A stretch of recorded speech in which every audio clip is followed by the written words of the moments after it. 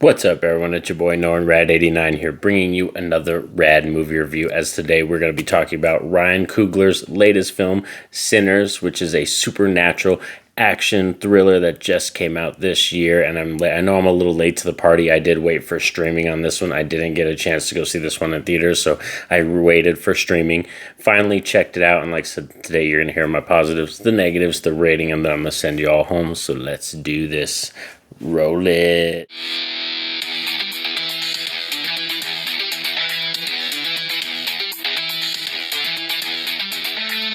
So Sinners follows Michael B. Jordan, who plays two characters in this film. He plays twin brothers named Smoke and Stack, and they return from Chicago, I believe, coming back to their hometown in Mississippi to start up a bar or a juke joint type place to hang out and stuff like that. So they take the money they earned from working for the mafia and the army and all this kind of stuff and brought it back home to open up a place of their own. And then all of a sudden, in our third act, they are met with a very, very crazy evil, which we already know. They've kind of laid it down in the trailer. It's vampires, so this is a vampire film.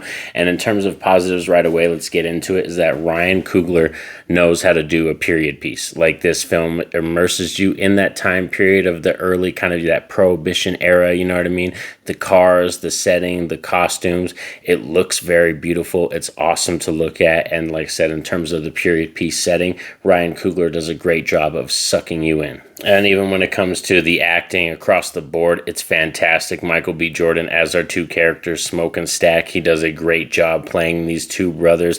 Hailee Steinfeld is great in here as well. Like I said, there's a cast of plenty of people you will recognize in this film. I love the actor who plays Slim. He's great. He was in Gone in 60 Seconds. He was in that one. So he's just a great actor that pops up in a lot of movies here and there and all this kind of stuff. And he's in that movie. I think he's also in Romeo Must Die, which is really cool. But I loved his character of Slim in this film. So all the characters, I think, are pretty interesting, and the actors and actresses do such a fabulous job of just bringing them to life on screen. Another great thing about this film is there's music numbers, and I'll get into more mixed and negatives when we get into that, but I do love the fact that Ryan Coogler included music in this film and made it a big part of the film. It is a very important part of the film because we do have one character who is a guitar player, and that does play a good side. That's a huge side plot of the movie besides our main thing and all that kind of stuff. So let's, like I said, besides that, let's get into some other positives. This is a really good script too, and that's another thing that you know when you go to a Ryan Coogler film, that you're pretty much going to get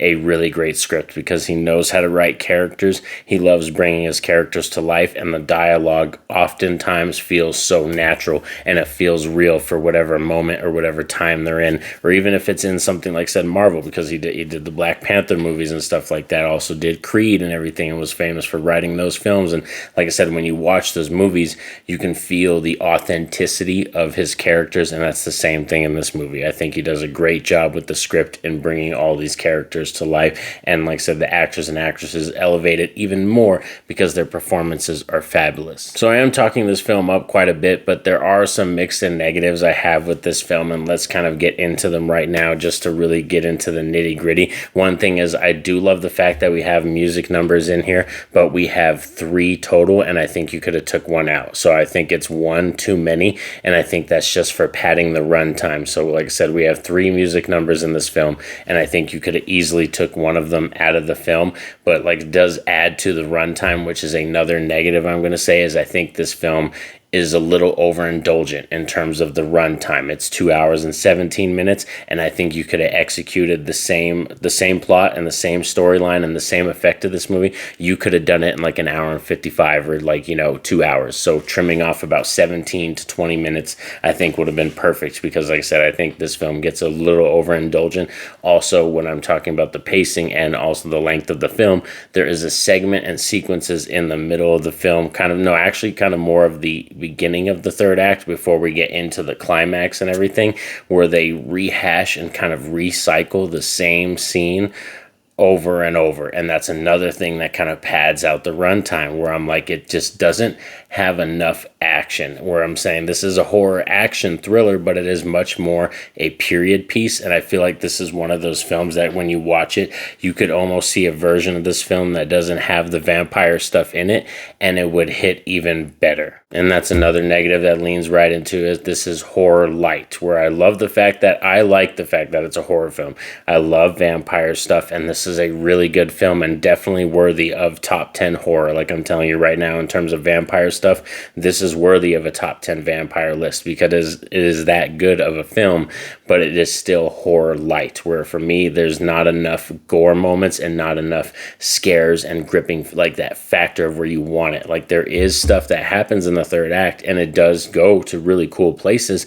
We have some really cool action sequences, some really great deaths, and it does end up meeting a point where I'm like, yes, I love this third act and it hits home, but I still do wish there was more scares sprinkled throughout the earlier parts of the film. So as you see, Ryan Coogler definitely delivered an iconic film. Sinners, I think, is gonna for sure get some award recommendation or nominees and stuff like that. It's definitely already earning some buzz, so I feel like when we get to award season, you might be seeing this film around, in the award season, so like definitely keep your eye on that.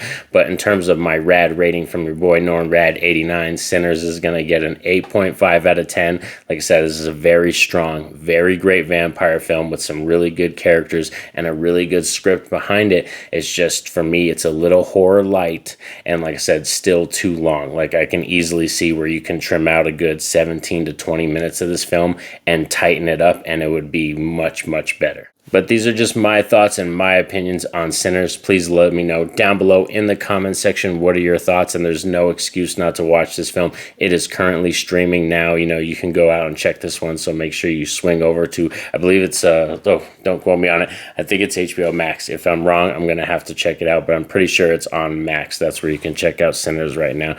So thank you for sticking around with me for this video. Please like, subscribe, share, all that jazz. That greatly helps out the channel, but most importantly, I want y'all to have a safe and happy day. Peace out.